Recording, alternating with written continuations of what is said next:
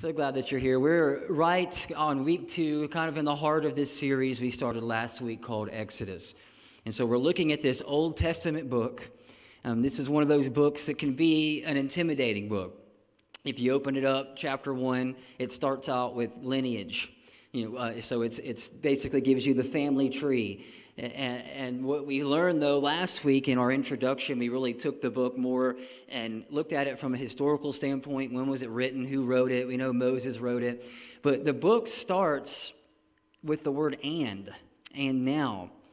And so we see that Genesis was really kind of the how God created the world. We know the creation story in 7 days, and Bob Dylan said God gave names to all the animals, right? You've heard that song.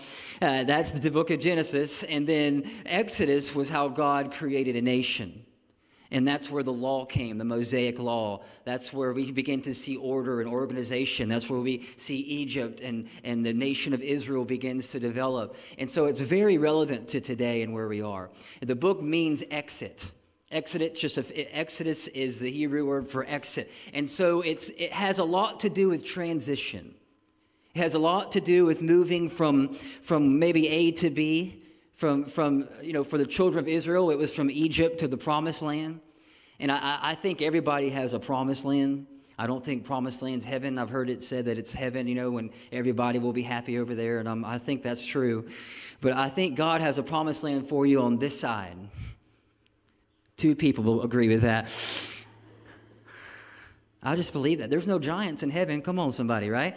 They had to fight giants to get into the promised land. And so God has a promised land for you. God has an Egypt, right? Well, you know what your Egypt is.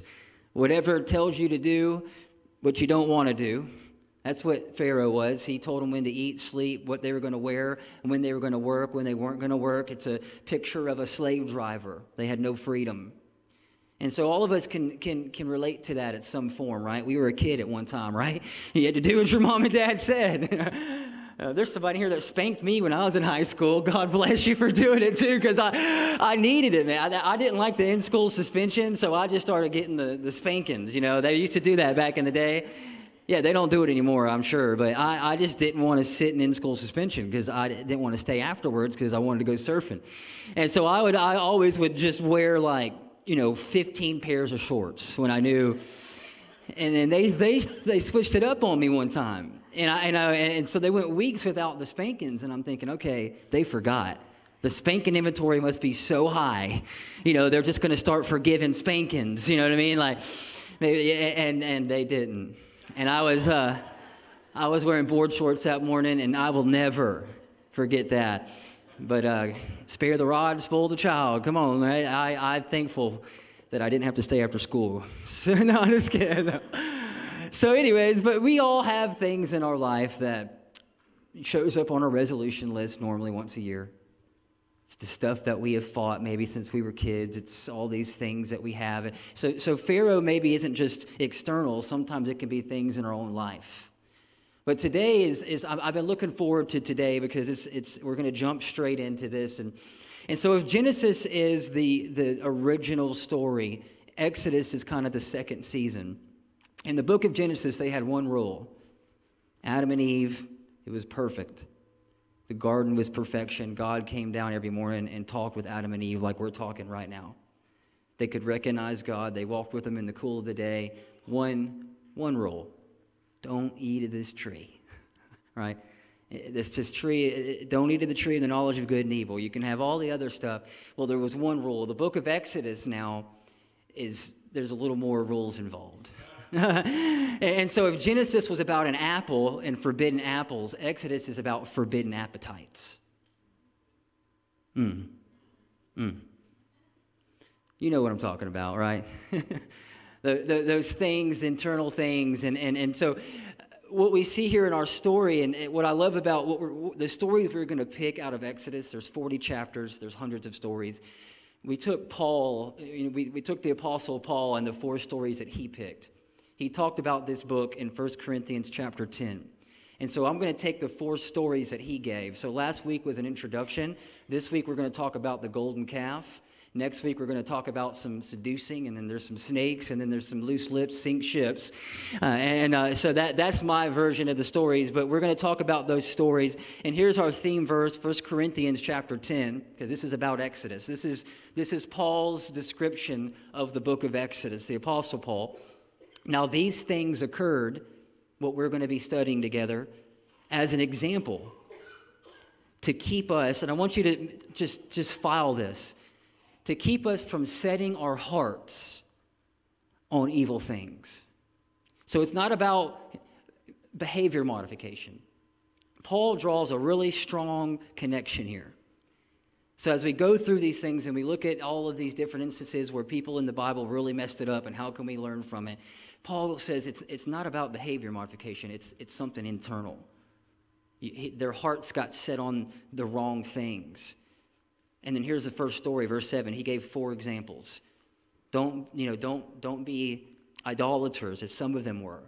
As it was written, the people sat down to eat and drink, and then they got up to play. That's the King James Version. They got up to indulge in revelry. And what I want you to see about that, number one, is there anything wrong with eating? Is there anything wrong with drinking? Anything wrong with having fun? Right? It's not like a negative connotation to that word. But what happened is, let's read the story here. In Exodus, Moses, they really didn't have a law to this point. As I told you, Genesis, there was one rule: don't eat of the tree. Well, they did it and they messed up, right? And now the story just keeps going. And we know Joseph ends up in Egypt, and now all millions of people end up in Egypt in slavery, and now they're on the run. So they've left the only leader that they've known, and they don't really have a set of rules. And at the time, when they came out of Egypt, they didn't even know the name of God. Because Moses, when God called Moses a burning bush, we talked about that. Well, God called Moses out of a burning bush. And Moses said, well, who do I tell him is sending me? Because Moses didn't know the name of God. They knew him as the God of Abraham, Isaac. I don't know. It's who is this God? He says, the God, just tell him that I am sent you. And so we're getting all this stuff for the first time. These folks are getting all this for the first time. And now they've just escaped Egypt. They came through the Red Sea. Miracle after miracle, 10 plagues. Incredible. They make movies out of this stuff. 40 days, they get into the wilderness. And they start having problems. And so Moses is thinking, okay, I got to get some rules here. Because this was Moses' job. There was 300,000 men, I believe, that came out of Israel with Moses. Some scholars believe it was around 2 million people. Moses was a leader of all of them. And so if you've ever led like a soccer club voluntarily, right? If you've led Little League Baseball, if you've led anything in your life, 2 million disgruntled people that are all family. I wouldn't want that job. No wonder God had to burn a bush up and speak to him, and then 10 plagues, and then, that just sounds like things that get really complicated, and it got really complicated. Moses went away. We don't know how long he was gone, but Moses went away. He went up on Mount Sinai. This is where our story for today picks up in Exodus 32. But I want you to think about all of this and what they have just seen a few days before here, this story we're about to read. They seen God literally show up in miracles and signs and wonders, that the whole Jewish calendar is set around Passover. It's our whole lives. The gospel is connected to what they've seen with their own eyes. And then a few days go by, and their leader's gone. And this is what happens. Verse 1, Exodus 32. The people saw that Moses took a little bit longer than they thought it was going to take. He didn't come down from the mountain, so they gathered around Aaron. That's kind of the VP. Moses is the president. Aaron was his VP. They gathered around Aaron. Hey, Aaron, come make us gods who will go before us. As for this fellow Moses, he did a pretty good job at first, but I think it's time for him to retire. He's old. Who brought us out of Egypt? That was his legacy. We don't know what's happened to him, but for you, Aaron answered and said, take off the gold earrings of your wives, your sons, and your daughters. Take them and bring me all the gold. All gold. Bring everything that's gold. Bring it to me. So all the people took off their earrings and brought them to Aaron.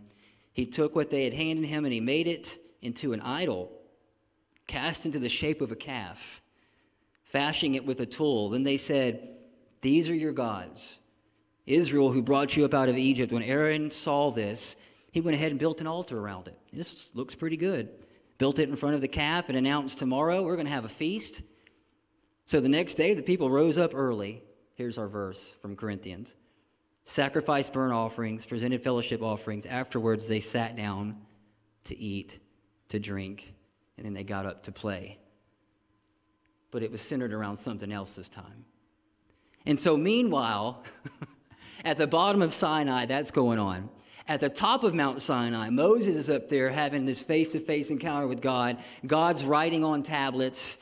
And rule number one, y'all know rule number one? They should have no other gods before me. And then rule number two is don't make images either out of them, right? And so as all this is happening, it's incredible to me, the timing. You know, some of the things I've never seen in this story is the fact that Moses sat down and heard millions of people complain, and he probably got tired of it. They were bringing all their problems to Moses now. Before, it was Egypt. So now they don't know who to bring their stuff to.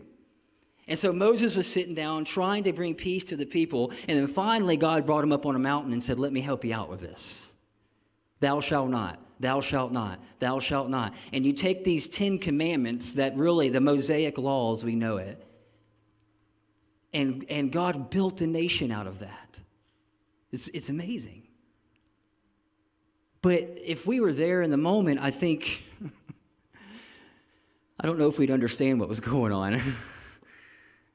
And so as Moses is up there and the people are down having his Club La Vila at the bottom of Sinai, they are having a great time at the bottom of the mountain. And so let's just watch the progression. I didn't put this in the notes, but I wanted to just give you what I seen happened. With Moses, you know, Moses was the guy in charge. He was a leader. Aaron was kind of his VP. And so as soon as Moses was gone, immediately the people started talking. And I know everyone in here, at some point, you've lived long enough to have transitions, and you've lived long enough in organizations to see where there is a real temptation when the leader maybe is not present or the leader is not capable to try to do things and maneuver things on your own. And so if we can back it way up, the way John Maxwell says it is everything rises and falls on leadership. And so Moses left Aaron in charge, and Moses went up, and Aaron may have liked it a little bit too much. I don't know. Now the people are coming to him. Moses is gone. And so they're asking him to lead them, asking him to take this role over. And so Aaron complied. And the first thing that I see in this story is that when Moses leaves, the first real, I think, beginning of the end was they immediately went after the leader. Let's appoint a new one. And we see this happen over and over, even we're seeing it happen in so many countries right now, but this is nothing new, where leaders leaders raise up and leaders come down. The way that God says that he appoints kings, and then the heart of the king is in the hand of our God. And so we've seen this happen for thousands of years. People have come, people have gone. But the one unique thing about this is this is the first mention of it. And I think everyone has been impacted by this. The greatest lesson I feel like I've ever learned in church leadership, but this is across the board, is what do you do when you're serving a leader who you think or know that you can do a better job than them? Have you ever been there? You have a boss, and it's just you're getting tired of listening to that boss. And he's just there because he's got seniority, and it's the good old boy system, and he got promoted because he knows the other boss. And now here you are, you're better at your job, your performance is better, everything is better. Now you got to report to them. Nobody in here ever had that happen. And the lesson for me was, are you able to serve when you know you're capable of leading. Because if you're not capable of leading. And so Aaron learned a hard lesson right here. And we got a great story out of it. And so we're going to keep reading it. But that was number one, because you know what happened after that? As soon as Aaron obliged to that, he said, okay, I guess Moses is gone. I'm going to take over the reins here. Then they wanted to replace God. And so it was never really about replacing Aaron or Moses. It was about there was something happening deeper underneath. And then the third thing that happened that we see is they literally created this image. Now, this is what's spectacular to me. I've never seen this. Never seen this. Why a golden calf? Have you ever thought about that? The story says that they took all the gold, everything that was gold, threw it in the furnace, and then just voila, this golden calf. And that's another thing that Aaron doesn't tell the complete truth in. Because in Exodus 32, when he's telling it to Moses, he said, Moses, I just threw the gold in, and this calf came walking out. I didn't do it, but we just read it. He shaped it. He formed it. He fashioned it. But why a cow? Or, why that? Check this out. Moses begins to describe the people. Moses comes down from the mountain. He's mad. Throws the tablets down. Breaks in half. God says, let's just kill them all and start over. No joke. That was God's first idea. Idea one, kill them all, start over. Moses is like, no, hang on. And then he starts describing them. They're stiff-necked. They don't have any boundaries. They're quickly to go astray. They're just unleadable people. He's describing a heifer that gets out of the flock. He's describing a golden cow. My mom lives out in the country. She called me a few weeks ago, and they got cows across the street. And she said, Nathan, I've got to go. I'm running around. Mrs. Jones' cows are out. And we called everybody in the neighborhood. And they're out there on four-wheelers, 15 trucks. They're rounding up these cows, And Moses describes them to a T like a little calf that has rebelled and run away from the flock. Stiff-necked. It's an agricultural term. And this is the point. When we begin, whatever we center our lives around, we begin to imitate. There's a reason why worship is so critical. There's a reason why worship can't be replaced with anything else. Because whatever we worship, we become like. And the idol that they built was just a manifestation of what was already going on inside of their spirit. Is that good? And so this idol just came out of what was already kind of happening internally. G.K. Bill says it like this: what we worship, we become like. And he's way smarter than me. This guy wrote a book on the book of Exodus like this thick. And he wrote a book also. It's titled basically "What We Worship, We Become." And so this concept of worship is so important, and it goes even deeper than that, because worship is. I don't think worship really has anything to do with the expression so much, because I was raised Catholic. And I remember coming to church, and I remember there's Catholics that loved God with all their heart, and the way that they worship is really different than the way we worship. And so expression's different flavors for different folks, right? Some people like it chocolate, some people like it vanilla. Some people like all three, Metropolitan, come on. And we have people that do that. They'll go to the Catholic church, then they'll come here and sit in the back kind of scared for a little bit. Like what's going on here? And that's cool, and we want that. We welcome that. The church should be a blend of everyone. The worst thing that happened was denominations to the church. Every denomination has schismed to the church. And all it is normally it's, well, you worship that way, we're going to worship this way. You like big buildings, we like small buildings. You like to sing hymns, we like to sing this. But it's all a part of the body. It's all a part of the capital C church. So it's not so much expression. Martin Luther said it, the best definition I've seen of worship is whatever your heart clings to for ultimate security. When it looks like the sky is fallen and the Chicken Little, right? The world is over. Where do you go? Do you create your own God real quick so you can control it? Do you turn back to Egypt? I've done it many a times.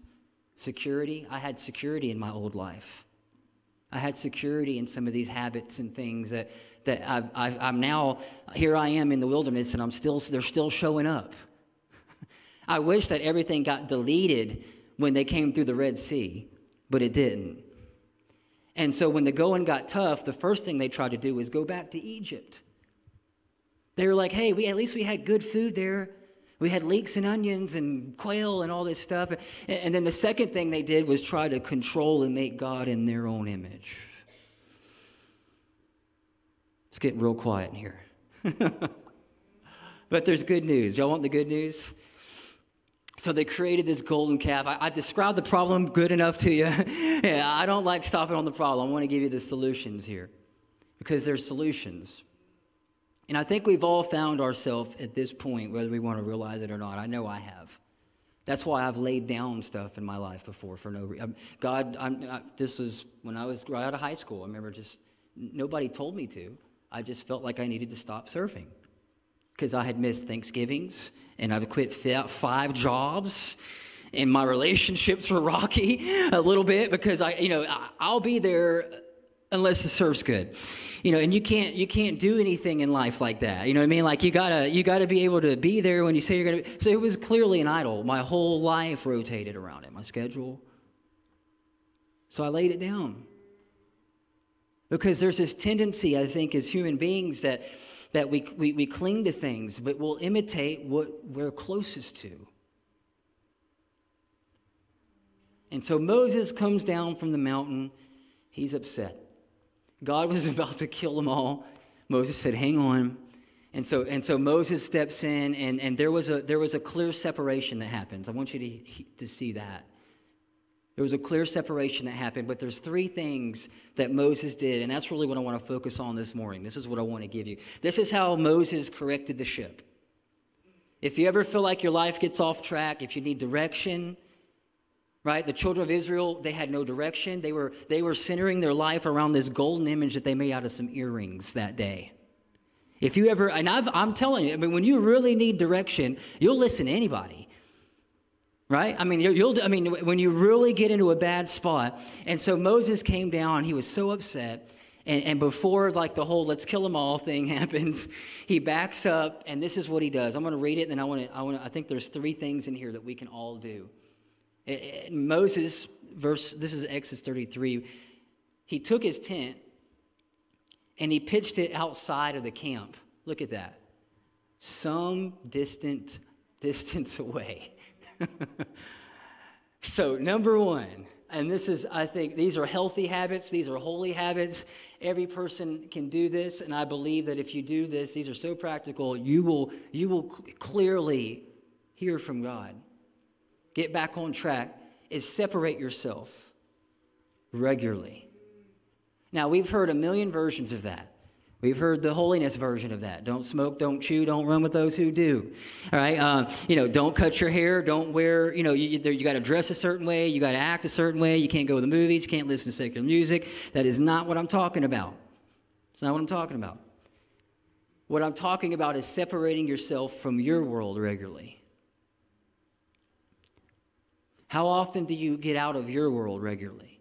There's a clear separation when we say yes and we start serving God, there's a clear separation that happens. But nobody told me to do that.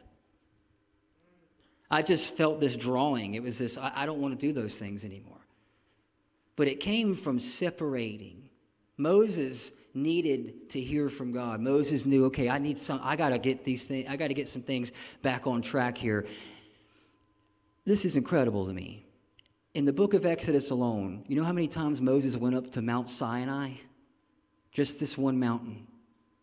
8 times. Okay, this was not a one-time occurrence where Moses runs up to Mount Sinai. This was a habit, y'all.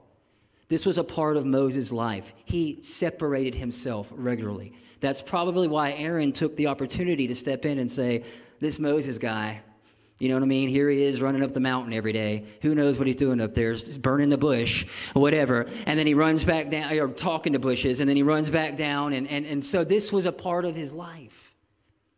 He was separate. He was getting quiet. When was the last time you were quiet for just 1 hour with yourself? In my men's group last week, he was sharing about, the leader of the group was sharing about one of his mentors, and he was going on a spiritual retreat this weekend for 48 hours. And he was just going to go away. He got permission from his wife. And he said, I just really need direction. And he talked about his mentor, and his mentor said, I'm not going to continue to mentor you unless you can get 2 days a quarter where you can get silent. I thought that's good advice because it's so noisy. And that's why I think coming to church is so important, and I hope that this can be a place like that. It's a sanctuary. It's why they built it this way. It's beautiful. It's like the upside down. It's like a boat upside down. So the same engineers that would build boats built these old churches. And so you're safe in here. It's a sanctuary. It's a place where you can separate yourself from your world and find some peace and find some stillness. One pastor said it like this: come apart for a while, or you'll come apart in a while. And I don't mean go and rent a cabin and get on Netflix for 48 hours. That is not what I mean. Don't go and go glamping and have your own Facebook all day. You know, look at these, pictures and, no. Like alone, quiet. I mean, I'm real big on getting untethered from all electronics. Like, when's the last time nobody could reach you for 24 hours? Think about it. You're like, I can't. There's no way. There's no way I can do. I get it. I understand. But I think it's important. I think it's critical. It's in the stillness, it's in the silence that God speaks the loudest. And my goal for you is not to hear from God for me, but to train you to have an ear to hear from God for yourself. And the only way is to get quiet. The only way is to slow down. Hurry is not of the devil, hurry is the devil. The faster you go, the less you're going to see, the less you're going to hear, the less you're going to be able to be sensitive to what God is doing. And I think that's also a part of this story. They were in a hurry. They didn't want to wait on Moses. They were ready for the promised land. Let's go there right now. Let's get there quick. If we got to leave Moses behind, let's leave him behind. It's all about the company. What's best for all of us? And it was out of step with what God was doing. And the only way to get back in step is Moses. He came in, he said, took his stuff, went across, left Mount Sinai, and this is the second thing he did. We'll read it to you first. It says that he went across, and then whenever Moses went out, verse 8, to the tent, all the people stood up, and they rose to the entrance of their tents, and they watched him. That's interesting to me. He separates himself from the millions of people that he's leading, but he's not far enough away to where they don't know where he's at. And so I was like, Lord, what does that mean? And I think this is what it means. Moses was just injured really bad. I mean, if you've been betrayed before, or if you've had a number two that you've been grooming, or a VP, or you've had a partner that left and split the company in half, when you've been hurt, think about that. Normally the reaction is, I'm done. I'm leaving this industry completely. Over. Or, I'm not going to trust anybody anymore. I'm not going to listen to anybody anymore. That's what I get for trusting Aaron. I should have did it on my own. And so I think this is the key here, and why God put that there in that detail. It's that the second thing is we got to stay open to accountability, and we got to stay open to feedback. We got to have people in our lives that are watching our lives. Not Facebook, not the best version of what we want everybody to see. They were watching the messy part of Moses' life. him going to the bathroom, him eating, him drinking. They were watching his whole life. Now, that sounds crazy, but it meant that he was accountable to somebody. And I think the key is that we can only be as free as we are accountable. And when we have accountability, when we're in groups, I love coming to church. This is awesome, meeting in this building and being together. But I think there has to be a deeper level of this. There has to be somebody who you can sit down with and connect. Every David needs a Jonathan, right? Every Paul needs a Timothy. That we need people in our lives that we're accountable to and that can speak into our lives. And we will, let me say it like this. How good are you at receiving feedback?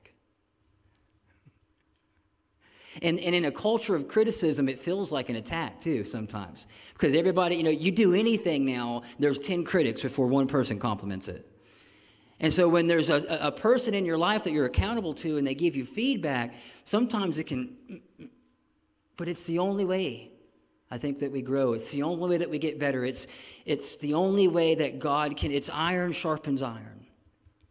There's no short version of it. There's no, I think, quick road to it. It's a daily journey with the people in our lives, and we're open and we're accountable. One of the only books I can remember from the little bit of training I had in seminary was a book called Why Great Men Fall. And they studied all these executives and all these, in the secular world, but also in the church world of pastors. And we read about it all the time. It happens. Pastors are people. Amen. They are sheep. They are no different than anyone. Like, I don't even like the fact that it's up here on a platform. I'd rather be down here, chill, just sitting with you. Like that's how they did it in the temple. Can y'all see me on the screen? We're on the same level. And anytime you idolize a person, you'll eventually demonize them. And we do this all the time, and we do it with pastors, and we'll do it with people, and so we want to stay out of that, because we're all in this thing together. Can I get an amen? It's just, we're all in it together. There's no like elevation to it. It's just, our heart beats the same way, our blood bleeds the same way. There's no difference. And here's the third thing I want to give you that I think was important.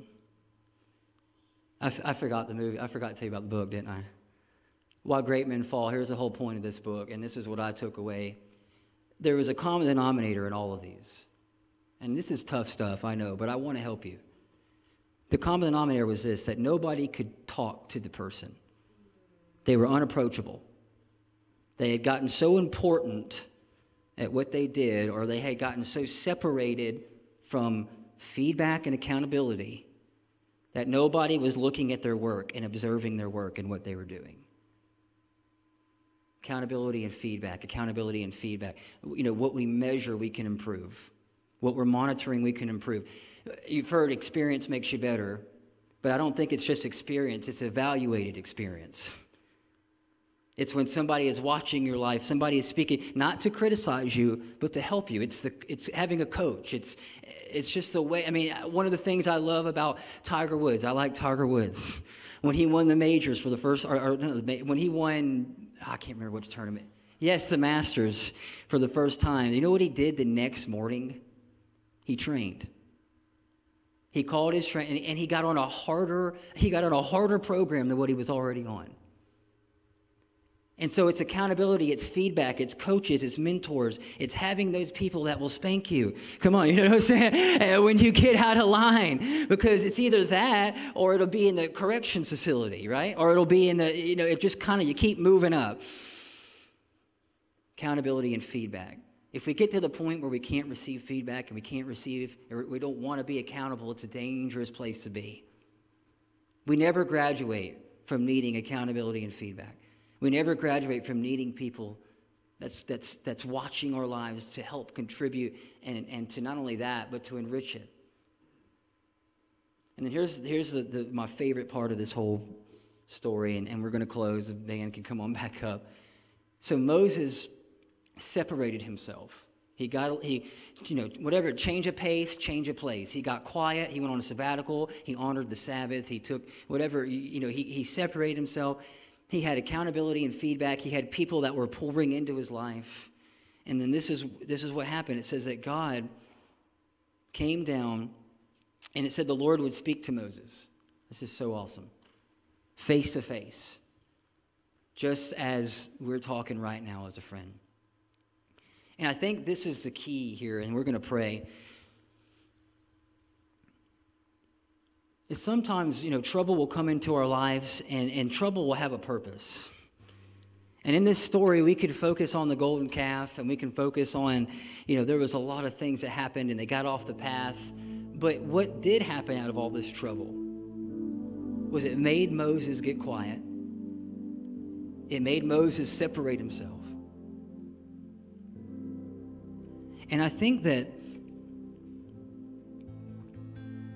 maybe God was speaking the whole time. And when Moses separated himself and he got quiet, and when Moses got the right people in his life and the right connections, he had to rearrange some things. But when he done that, it said God would speak to him face to face. And sometimes, we're looking for maybe a secret formula, or we're looking for 3 steps, or, it can be so simple as just, let's go for a drive.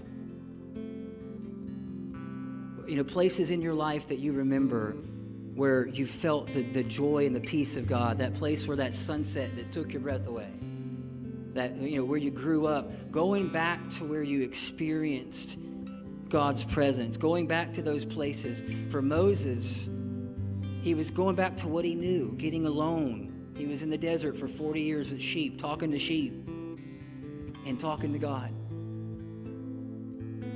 And we all have these rhythms. It's just being willing to look a little silly sometimes. Being willing to take the trip. Be willing to go ahead and do it. Why? Because I want to hear from God. I want to get away. I want to hear from God for my own life, my own family, because I see the world we live in, and I see things around me, and I know it's important for me not to imitate the world, and I know it's important for me to have good connections in my life. And when we do that, when we learn to listen and obey God's voice, it becomes a part of how we live our life. It's how we live our lives. It's how we pick what we want to do. It's how we pick what career. That's the best advice I feel like young people in here that I can give you on where you want to go and what you're going to do with your life. Listen for the voice of God. It just doesn't change. It's being willing to even look foolish when it sounds silly. And I'm not saying God can speak through his word. God can speak through a person. The Bible is the written word of God, but he will. And he does. And it's just these simple things of getting alone, listening, having the right connections in our life. And that's what I want for you. So let's bow our heads. I want to pray. If you're online, I want to pray that God, number one, Moses had a place. Jesus had a place. It was the garden. He went up on the mountain to pray. He went on the Sea of Galilee to pray. Jesus had places that he went to pray. I know you got a place. If it's in the woods while you're hunting, if it's on the boat while you're fishing, if it's when you're playing, if it's when you're in the game, and it's when you do what you do and you know that God is with you. Go to that place as much as you can. The secret place. For David, he was in the field with the sheep, but he was doing his job, but he was also praying. He was also receiving from God. It's this separation. We got to have a time and a place. And I want to pray that God would bring the right connections into your life. That we would all have healthy accountability, healthy feedback, people looking into our lives, speaking truth.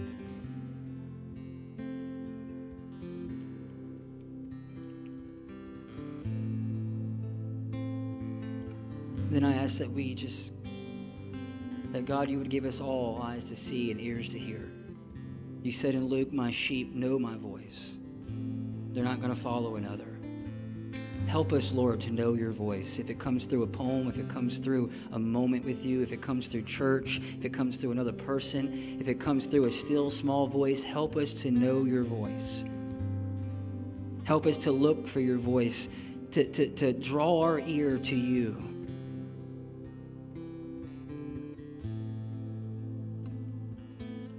And we let that lead us. If you're here today and you've never really done that, I mean, you've come to church and you've heard the songs and but you've never really trusted your life. The next step you're going to take, the next job you're going to take, the next relationship that you're going to pursue, the most important part of your life right now, and putting it in His hands. Your soul, your spirit, your very being.